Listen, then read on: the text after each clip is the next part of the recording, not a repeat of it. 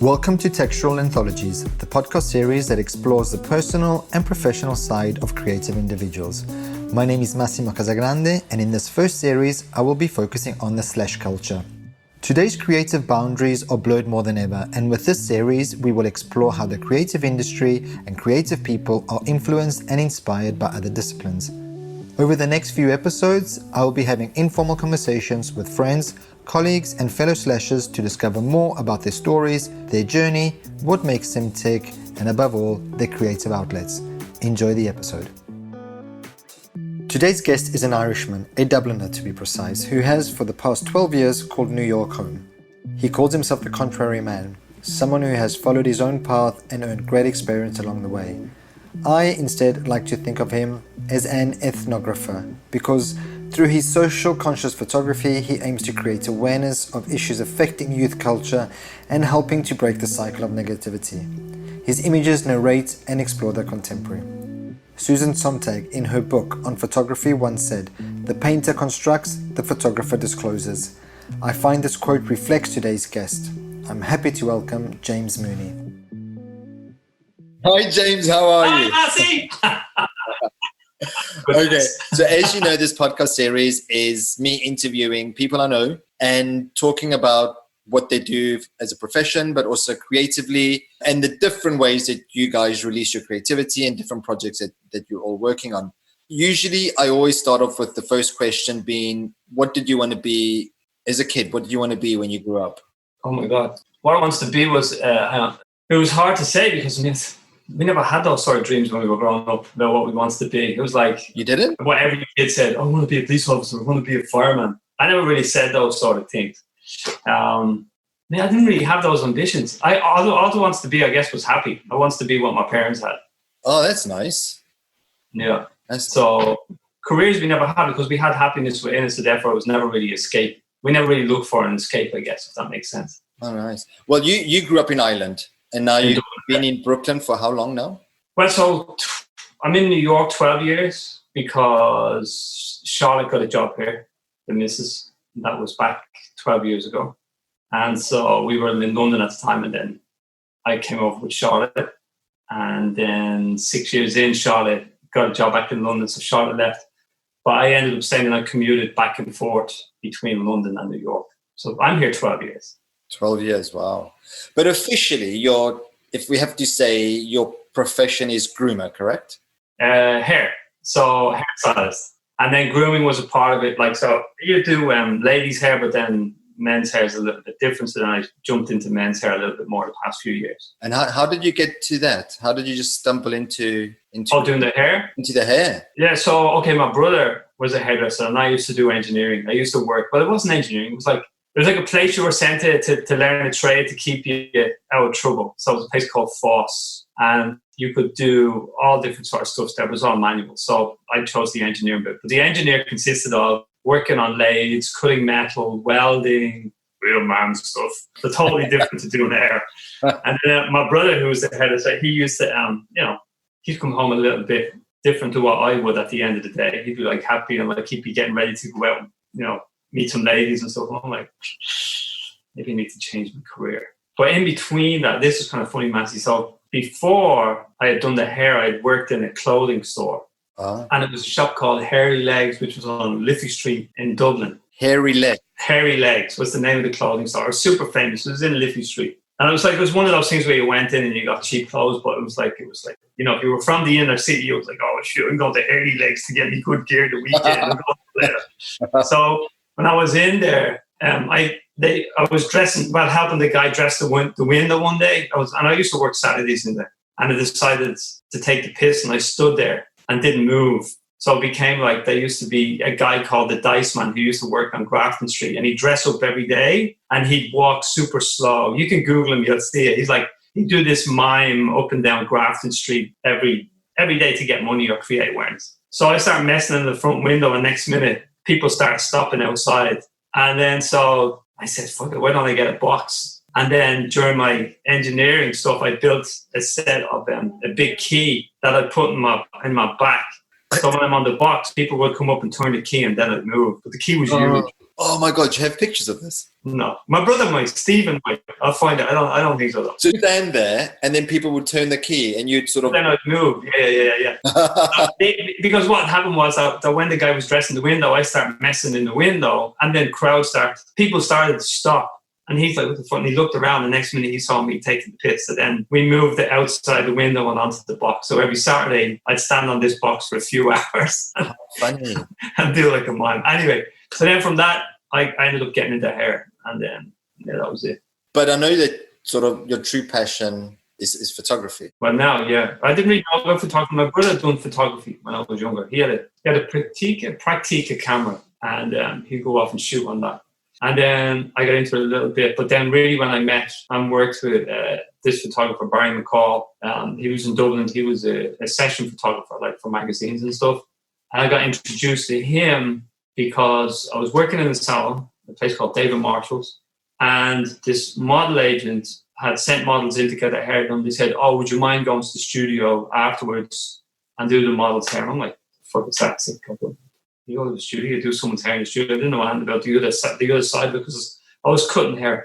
So I went up, got introduced to Barry, started doing some hair with him, and then figured, oh, this is kind of cool. But then I started learning a little bit of photography from him. But then as the career began to grow on the session, I met this photographer, Perry Ogden. And then through Perry, that really instilled the passion because I saw that he was doing these stories like Pony Kids. He worked on a film called Abe Lakin, but I just loved how he got so in depth with the community, explored it, but then didn't exploit it. He gave them a voice, and he'd done it in an area where I used to live, so which was kind of interesting. But I didn't know he was doing it at this time until later on I saw the book. So through him, doing hair for him for a long period of time, he sort of educated me a lot in photography, hence all the books. Nice. So you started getting into hair, working sort of in a salon, but then you progressed to doing... Yeah, salon first. And then sort of you immersed yourself into the fashion side of hair and grooming. Yeah, later on, yeah. But then the problem was that I was never really fully trained in hair. Like my brother's fully trained in hair. He worked in saloons as an educator. Like he done all the steps. I sort of skipped a few. It was like, I'd go in and I'd be like, fuck. So I'm good at I can watch visually and then I can figure stuff out without having to read it. But then I kept watching this guy and all he done was a bob. And it was super sharp. So I'm like, what to do with that? So I ended up packing my bags and I went to France for a bit. And I ended up getting a job in Jean-Louis David, and everyone that came in the shop, all they got was a bob, no matter what length that hair was. So they soon figured out that I didn't really know how to do hair. Your signature cut was the bob. It was like... That was it. Because it was easy. But then I learned how to do it with a clipper. So they basically they very rarely used scissors. It was all done with clippers. Okay. Yeah, it was kind of amazing. The bob. Bob. It was great. On your blog, you've defined yourself as a social conscious photographer with the mission to create awareness of issues affecting young culture and to break the cycle of negativity. Yeah. And I know you're doing that through your photography. You are immersed in the young culture, the youth culture that is in your neighborhood and around New York, and you're really documenting what they're doing. And I think that's really great. Do you want to talk a bit about that, how you got into that? So I think, I was thinking about that this morning, I think part of it is reliving my youth, because where I grew up, people from the outside would look in and think it was a bad area, but forgetting that there's good people in that area. Yeah. So it's like... we kind of categorize people, don't we? We categorize because we like to label. Yeah, it's like going to a store. So it's like if you go to Whole Foods, you're one person. If you go to Walmart, you're another person. When in reality, it's both the same thing. You're just looking for a deal, right, to suit your pocket, right? Exactly. So in those neighborhoods, it's like I was blessed to have two amazing parents and had a great family, where if I didn't have that stability, I could have ended up like a lot worse. But because I had that. But then I guess with the photography, when I started, I met these group of kids on Union Square, and they had a fight club. And in the fight club, they had built a community amongst themselves, and it was kind of amazing. I spent like nearly a year with them, but I'm still in contact with a lot of them. And so the New Yorker had came in and done a piece, and they sort of exploited the facts of what they were doing. It was like they told a negative story instead of a positive story. So I got pissed with this, and I reached out to a friend of mine, Rod Stanley. That's a fib. I didn't reach out to Rod Stanley. Charlotte had dinner with a girl who knew someone at Dazed and then put me in contact with Rod, and then Rod and I became friends. So then I spoke to Rod about what I was doing, and he said he'd do the story, but then I said that I'd love it to be in the kids' voices, not like what the New Yorker did, and he said fine. So he ended up working with them and writing a piece, and how we got them to tell their story was I'd take a Polaroid, and then on the other side of the page was their writing about who they were. Okay. And then from that, Rod made the rest of the story. And then we've done an exhibition based on that as well. Oh, that's nice. So each sort of person wrote about themselves, a little bio about it. Yeah, a little bio. Like I still have the notebook here somewhere. And it was kind of interesting that a lot of them never put a capital I. It was always lowercase I. Oh. So, and then after that... So nice, because it gives the reader a bit more insight into the subject. Yeah, it's given from their point of view. If you see them walk down the street, you're just automatically going to think that they're one type of person. But then reading this, who knows how much you would discover just by reading the notes that they wrote about themselves. But quite a lot, because with that lowercase I, that means a lot. It means that they don't have ego. But they don't realize that. You know what I mean? Which I found interesting whenever I came to visit you, that these people that you work with, the youths that you work with, I'm always amazed at the talent that they have. Yeah, they're incredible, yeah. They got amazing voices. They sing or either creatively in creating stuff, making stuff. It's absolutely amazing. You know, it's true. We always have this sort of preconceived idea with these people, but yeah, we actually could listen to them for once and really get to know them better. We would all be, I think, shocked in seeing how much potential they have. Do you know what it is, Matthew? I think part of it is learning how to nurture them in order to be the best that they can be. So it's like a prime example would be this young kid from St. Lucia who lives here. And so he rings me one day and he goes, oh, I want you to take a picture in front of Kobe on my bike. So you know what city bikes are? You know those big heavy ass bikes? So he has one of those. So he wheelies that and does all tricks on this bike. So he wants to get a picture in front of Kobe holding a basketball. I'm like, that's kind of lame. And he goes, no, it's going to be great because it's Kobe. I'll have my basketball. And I'm going, but why don't you be Kobe? And he goes, I can't be Kobe. I said, well, why don't you go practice with your basketball and see if you can get the ball in the basket doing a wheelie? Huh. And he goes, oh, that's an idea. I said, well, I'm not going to take a picture in front of Kobe, but I will take a picture of that. And then we'll do a video, and then we'll do audio, and then you tell your story of how long it took for you to achieve to do a wheelie and get it in the basket. So lo and behold, 2 weeks of him practicing. Did he do it? Yeah, he got it. Wow. So it was kind of amazing that he went off. And so a friend of mine shot the video, and he managed to get the ball in while doing a wheel. I don't know. Can you see this? Yeah, you can see that, right? Yeah. Okay, so that's it. Okay. Where did you shoot it? Is it just in Fort Greene? Just in Fort Greene Park. So he did it. That's good. And at least he becomes a subject. You know, he's not like. Okay, so this is it. That's the bikes that he uses. That's him here. Okay. And then so I have pictures of him in the rain on the first day that he went down to try in the park. Like I have the picture of it. So it's a nice little documentary, docu-photo series. Yeah. But then what it to be so the audio, that's why there's no audio on. The audio will go over this, that if you try, you can really succeed. So, don't limit yourself. Wow. Don't limit yourself and think that you'll never succeed, that you have to keep pushing forward. So that's the message I give to them. So if you believe in you, well, then everyone else will believe in you too. And my message to him is, it's great you want to get a picture of Kobe, but when I say to you, why don't you be Kobe? Why don't you be that king? Is that you want other kids to look up to you and follow in your footsteps. Exactly. Everybody knows Kobe, but why don't you be the next Kobe and lead them because you're connected to them? Exactly. So all those kids on bikes who might be doing negative, well, then they see you as a positive because he doesn't smoke, he doesn't drink. So it's like, and also he's someone a bit more relatable. Kobe's this icon, whereas he's like the kid from the neighborhood. So it's so he'd be able to answer questions, yeah. So it's like if someone wants to reach them, they can reach them because he's not at that. Like you say, exactly. Each one teach one. Each one teach one, of course. Yeah. Also, I know that there was a project that you worked with in a youth detention in Southern California that you helped the fashion show. The fashion show, yes. Yeah. How did that come about?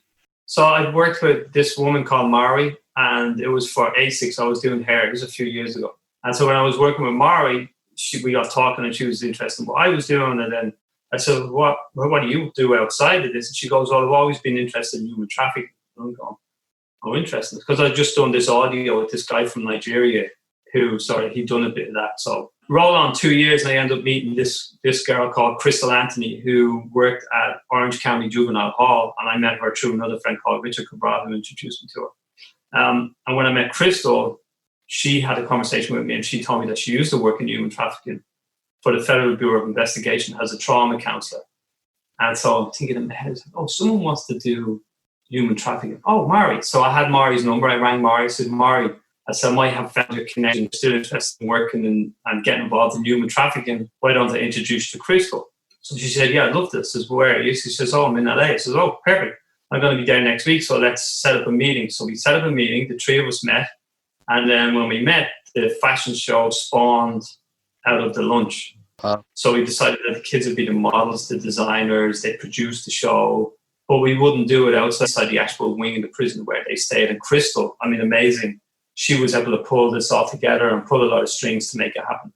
So yeah, we had the show, and Mari helped the kids design the clothes, and Crystal orchestrated this so it could be done inside. They built a ramp inside it, and yeah, amazing. And I know they invited the family.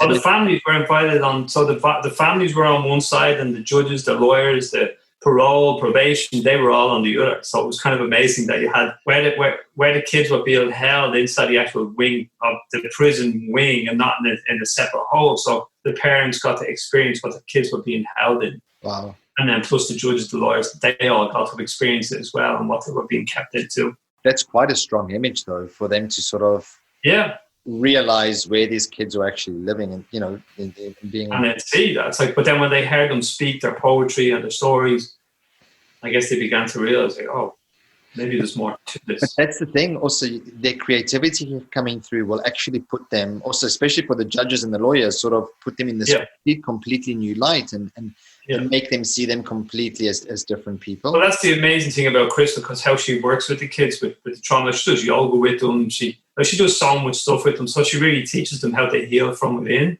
And then with Mari using the art as a way of expression, but then she could look at it and then see what they're going through. So she's done a lot of that. What's that?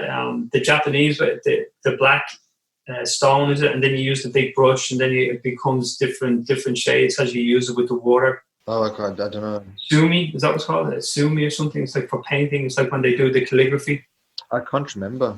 So she used that, and then it was like it would become different shades, and then it would be different strokes, and then she would sort of build it up from there. Yeah, Sumi, there you go. So that's what she used first. And then they get them to draw. But some of them are amazing artists, because then I guess when you do the trauma counseling, you get to deal with what emotions are coming up, and then you can express without realizing what you're expressing. But also, I remember being at your place, and you made me listen to some tracks, and like the words of what they're rapping and saying is just, it's kind of like therapy for them, isn't it? Because they're sort of just releasing everything that they have. It's like going to a therapist. You don't realize you're going to a therapist. The page is the therapy, right? So the page is like what your subconscious is beckoning to call out, because it needs to make space, right? So wherever you're going through, you need to make space so you can get through the day. So I guess the writing is a release, but they don't realize that's the release of what they're letting go. But I love that. Also in February, when I came to New York, I went to the Brooklyn Museum, and they had this exhibition on JR, the oh yeah, amazing, yeah, the French, what was it called? JR Chronicles. And I really like his work because he talks about identity. He shot all like the suburbs of Paris. Oh, it's incredible. It's not far from exactly. And he did the portraits of a generation, which was these amazing portraits of young people outside, living in the projects outside Paris. And I couldn't help but sort of find the similarity between what he does and what you do, because you also, you both of you kind of observe, you listen, you talk to these youth, this youth, and you both, through your images, want to project a different side of them to society, to make them see that they are, they are good kids, Yeah. And I absolutely love that, and it was such powerful images, and also yours. When I see on your Instagram, and I always encourage everybody to go look at your Instagram, because you capture something that we don't always see. And I think you're able to do that because you can see that they genuinely trust you. You've got this way of sort of becoming part of their community, which is really fantastic. And I don't know if that's down to something that you said, because you said, what I love about hair, it teaches you to listen. It taught me to connect with people. But it does, because it's like when you're sitting, it's like you're in somebody's space, right? So you can either make them feel great or make them feel pretty shit. So it's like, and it's all about the human touch as well, because it's like you're connecting with that person. It's like if you go for a massage, you don't have a conversation with your masseuse, you're just there to knock out, right? And fall asleep. So, but the percentage of time where, and they're not really changing your image. So if you go to get makeup, you can wash the makeup off and go again. If you give you a bad haircut, it's either going to be stuck up in a ponytail, or if it's a short hair, you're going to be like, what the hell? So it's like, well, there you go. So it's like there's a lot associated with it, right? So it's like you got to listen. You got to have your ears open, because if you don't listen to what they're saying, first in the description of what they're looking for, exactly, and then second of all what they're going through, and then it's like it's not going to be a good day for either of you, because you're going to have that person going. And also, you have to learn, you as the hairdresser, to learn to sort of make your customer feel comfortable. So your approach, you really have to be. And then it's always going back to identity, I find, because you're in such an intimate situation. It's me in front of a mirror and you behind me cutting my hair. And for however long it is, 40 minutes, 10 minutes, we're both just going to be staring at this mirror, staring at each other. And either it's an awkward one-night stand, or you have to sort of... You have to match. Yeah, so it's like it's either they're either going to sit and read a magazine because they trust you, or it's like if you don't get that comfort, you know what I mean, that sense of security the minute you start, it's going to be, and it's like it's going to be wrong. So for me, it's like whenever I do hair stuff, it's always a hand on the shoulder first thing, and then that begins to break it down. So it's like oh, okay, so now we can sort of work through some, because I can feel if they're tight or if they're not relaxed, you know what I mean? So it's like, I guess that's the crazy thing with COVID, you can't be doing that now. And I guess that gives you the instinct on how to approach these kids, sort of, to sort of put yourself... It does, totally. But then it's all about listening to them, but not to judge, right? So it's like I always look at it that if you haven't walked in my shoes, so therefore how do you know how big my shoes are? True, exactly. When I was sort of Googling you and trying to research some questions to ask you, I came across another James Mooney. Oh, that's right. He died in 1921, but that was in my past life. Sorry, myself. I know. Yeah. Charlotte Thomas. Oh, that's you. You could have changed your name at least. No, it's good to keep going on. But what I liked, again, I kept finding these similarities. Now, he was a ethnographer, and he spent many years with the Cherokees, documenting them, photographing them, and he was doing all these anthropological studies. And again, I couldn't help to find this thing, and here you are sort of 100 years later, there's another James Mooney in Fort Greene, Brooklyn, who's again sort of amongst this community of youths and documenting. I just think it's so nice. I just thought it was so random to find this connection, and you both have this. But then it was kind of weird. What was even weirder was that I found out about him. So I went with Richard to Standing Rock, and then so got in with some of the Native Americans there. So it was kind of interesting that then I ended up in a place called Pyramid Lake. I went to stay Pyramid. I was after doing a job for Eddie Bauer. And as soon as the job was over, I said, I'd met Jack in San Francisco, and we were at a sweat lodge, and he had said, if you're ever in Vegas, give me a call. So of course I'm working in Vegas, and I get on the phone and say, Jack, guess where I am? And he goes, who's this? He says, oh, this is the Irish fellow you met in San Francisco. He said, give me a call if you're ever in Vegas. I said, I'm here. So he came, so instead of me taking my flight with the rest of the team back to New York, I ended up waiting in the airport, and he came and collected me, and then I went to the reservation and stayed with him and his family for 3 days. Oh, wow. And then photographed all the jewelry that they make by hand. Oh, amazing. And shoes and moccasins. And his daughter, Plume, in their traditional Native American dress. That's so awesome. Yeah. That's an amazing experience. Everyone's still in contact with them. That's the thing. It's like, so with the people that I meet, it's like there's always a connection there. It's like, I always believe that, look, when you meet people, there's always a reason behind it. You don't walk through life and ignore it, right? I also know that when you travel for work, I know you don't just stay in your hotel room and watch TV. You kind of actually go out. So do you have connections there, or do you just sort of randomly walk and start talking to people? And what's the process of approaching these people or your project? Well, sometimes just walking down the street and then I bump into someone, and one thing leads to another. When I went to Bermuda, I rang some of the bike life guys in London and New York and LA and asked, have you any contacts out here with bikes? And next minute they got back to me and connected me with someone, and then next minute I'm on the back of a Vespa chasing these guys doing wheelies on the island. And we were staying in this like super rich, super posh hotels for Bergdorf Goodman. So I come back, and next minute all these Vespas and cars just start pulling up into the park at the hotel. I'm like, oh my God. So they dropped me back at like 2 a.m. in the morning.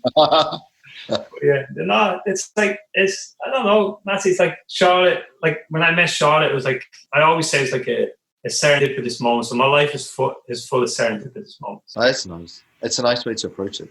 Yeah. I'm kind of the same. I've never had a outline of how I wanted my life to be. Yeah.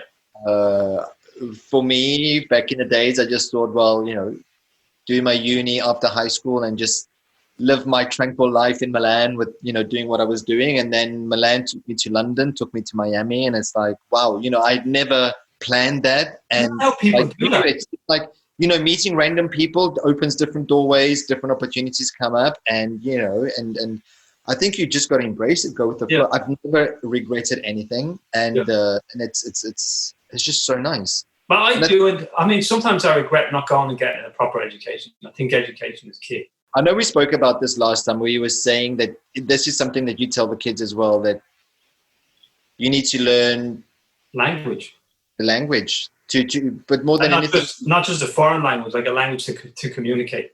Because I think most successful people that get on in life, I think they have a gift of language. So it's being able to communicate what's going on with you and where you want to get to. It doesn't mean that you're not, get there, but you know how to break it down. So for me, I've got issues with that. So my thing to them is read as much as you can, learn from it, but then learn to elevate yourself, not with money, but with the power of words. Because when you have the power of words, you become a leader. If you don't have the power of language, you can't become a leader, because when you go to meet the people in power, you need to be able to break it down to them, because they're not creatives, they're academics. Exactly. So when you meet academics, you have to speak academic language. Otherwise, they're like, get the guy away. It's like, I'm bored right now. Yeah, I don't have this. And they'll small talk you to brush it away. And I've had those instances because I haven't been able to make it to formalize what I'm saying. So that's why Charlotte's a great help, because she can sort of break it down into the language that's needed in order for people to listen. And it is important. I was reflecting afterwards after you and I spoke, and it's true. If you have an idea, but if you don't know how to word it properly or sell it properly, no one's going to actually listen to these kids to do stuff. Yeah. I know that you've been working on a new project, which has got to do sort of with identity, because we had a long conversation about identity. And you were looking, is it with the Irish community? The Irish community who were here during COVID. So So during COVID, when you can't travel, you can't go home, it got me thinking about, oh God, I wonder what it was like for Irish people when they came here illegally and they couldn't leave. And now what does COVID mean to them now? Because they might be legal, but now they can't actually travel, and did it bring back memories of what it was like not having the green card, or, working under the counter or getting paid cash. Yeah. So what did that mean? And it's like, what was their connection back with Ireland or wherever they were from? And it's true. I heard a woman talk once here a couple of weeks ago, and true American, but when she introduced herself, she was like, oh, I'm Italian, but then you find out that her great-grandfather was Italian. And I just, it was so weird to hear her say that she was Italian, when I'm, in my mind, I just thought, oh, you're just American, because she had the accent and, but then it is this, I guess, identity, but also a sense of belonging somewhere, isn't it? Belonging somewhere. It's like, you come from somewhere, the origins. I know you were talking about this invisible umbilical cord. Connecting the two together, because it's like you hold on to that identity. So it's like, although you've never even lived there and you've never been there, but it was like, I was talking to that other kid who was Haitian. Although he's never been there, and I said to him the other day, I said, where are you from? He goes, Haiti. I said, well, what's it like over there? He goes, oh, I've never been. I said, well, how are you Haitian then? You must be American. He goes, well, no, my household is Haitian, so I'm Haitian. We have Haitian values. It's like we speak Creole. It's like we eat food from the island. I said, but so you don't eat any American food? He goes, no, only when I'm out. When we're home, it's all Haitian. So I'm Haitian. But you weren't born there. It's like, no, but I'm Haitian. It's like, okay. So it is a sense of belonging, because here it's like, what is American? Yeah. Because everybody wants to belong to somewhere else. But even Europe is changing a lot. What is Italian? What is English? If you look at how Europe, the population has changed in so many years, Europe is becoming more culturally diverse. A nation isn't stereotypically sort of one set of, So how is the project coming along about the Irish identity? I have to wait because so my friend, he reached out to the Irish Arts Council. So they got back and they're interested, but I've got to take it to the next step now. So the next step is to get help from Charlotte to put it. And the project was what? You were going to photograph various Irish people and say how they connected back to Ireland. So their connection. So it's like what objects or what food or clothing or what do they bring with them that was a remnant there? Because back then they wouldn't have having FaceTime. They would only have the phone or sending a letter. So how long they had to wait for the letter? What was it like always, having to work on the table? I mean, I'm sure there's a lot of immigrants now who do this, but then it's like they'll be able to talk about it because they're not hiding in the wings anymore. So therefore, it'd be more open. Nice. Cool. James, when I asked one word to describe yourself, you came up with the contrary man, which you have that painting behind you. But Charlotte got it done because that's what she said. Like, I'm contrary. Why are you contrary? I don't have a clear path. You're just gone against the grain. Well, no, whatever pops in, I'm like, oh, that sounds good. Let me get over there. It's like Charlotte always says, like, oh, 1 minute you're a helicopter pilot, next minute you're a fire engine driver. So it's like, because I don't, like, for me, it's strange, messy. I'm still trying, I'm 52, I'm still trying to figure out. It's like, money's not important to me. Like tomorrow is like, it's never promised, to try and live for today. So it's like, be content in where you're at more so than being content in what's ahead of you, right? Because then you miss out on what you're living for today. But then I just read there was an article in the Times about like people like Jeff Bezos, Elon Musk, all those guys, they're already living 3 years ahead, and that's why they're so successful. So I want to be living 3 years ahead. Just live for the moment. Live for the moment. Then I think that's when you become so disjointed. I think that's when you become so disjointed from what's going on around you, because you don't care about what you destroy in the process to get there. So it's like, what was that famous guy who went up into the Bronx and built the motorway all the way through the projects and destroyed all those family homes to build Rossi, I think his name was, to build a highway. And you're like, so it's like when you're that forward thinking, there's always going to be damage always to people done along the way. So it's like if you look at mass production of clothing, food, it's like how many people get hurt in that process and not thinking about what the effects are going to be. Exactly. And I think now with this whole pandemic, it's put a lot, that's come to the surface quite a lot. Yeah. Especially with the fashion industry. It's exposed it even more. And if you think about it, so all these companies that had all those offices everywhere, how many of those offices have been empty now? People can actually work at home and be productive. Exactly. So what's going to happen to all those buildings? Exactly. And what's going to happen to all those people? Then? Yeah, exactly. It's like if you look at all the stores, all the restaurants, there's going to be less workers. It'll be more delivery guys. But then what happens to all the waiters who made money, serving tables? That's all gone now. It's all going to be outside. So there'll be less people when winter comes. They won't be able to eat outside. Exactly. There'll be less people inside. We literally have to go back to the drawing board and sort of rethink certain procedures. Exactly. I mean, are you watching the couture shows and Fashion Week now where everyone's gone digital? Also that is completely new. But I think it's a nice challenge. It's also a different way of connecting with the consumer now. And it also, I guess, pushes the brand a bit more forward. You also realize that you don't need maybe the fashion weeks. We don't need all. I understand the importance of it, but I think there are ways around it. And yeah, for sure. And I think with the videos that people are doing, I looked at some Valentino, the Dior, and it's amazing because you also get to see clothes in different ways. It's not just maybe a model strutting on a catwalk. It's a movie. The clothes actually become more, they're moving. So you can actually see what the garment looks like when you're moving it. And I think it's a nice challenge. I know, photographers can't go out now and photograph, but I know I've got people who have sort of been doing photo shoots via Zoom calls. That's right, yeah.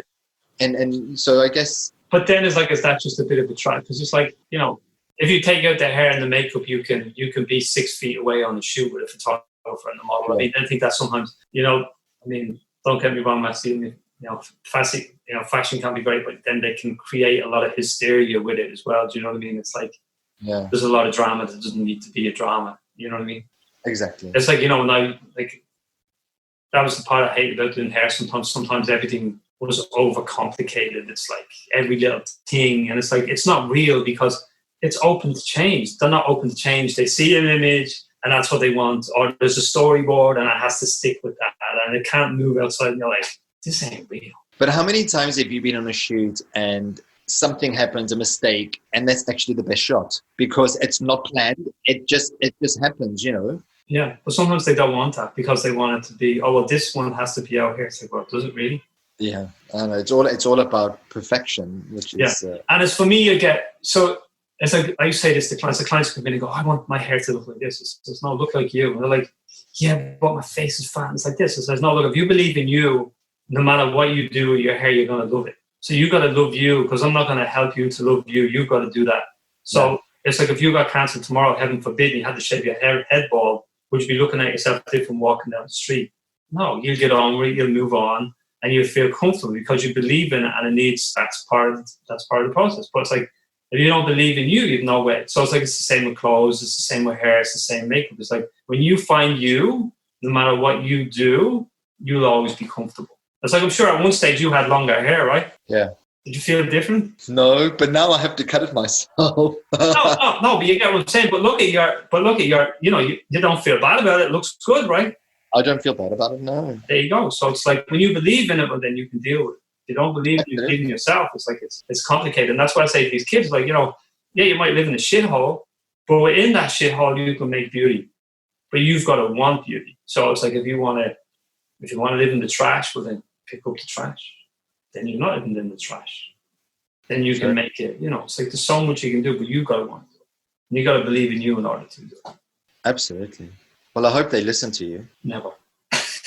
I wanted to include a quote from Susan Sontag because she said, the painter constructs, the photographer discloses. And again, I find that connects back to you because you are sort of disclosing to the rest of us this world of this youth culture that we are not exposed to. So I don't know if you agree with that quote. Totally. Because I think that I guess when you go in and you explore a story and a culture, you have a chance to keep it, to open it much further than with a painting, right? Because a painting you can become subjective and so you make up your own ideas of what it is, but with an image you can really explore, express, and then over time you can really see it unfold. Yeah. Awesome. James, yeah. Thank you so much. No worries, man. Nice to talk to you. Stay safe and hopefully see you soon once we can travel again. Take care. Ciao. Yeah, you do. Bye. Thanks for listening to today's episode. I look forward to inviting you next week to our next episode. So stay tuned, stay safe, and speak soon. Bye.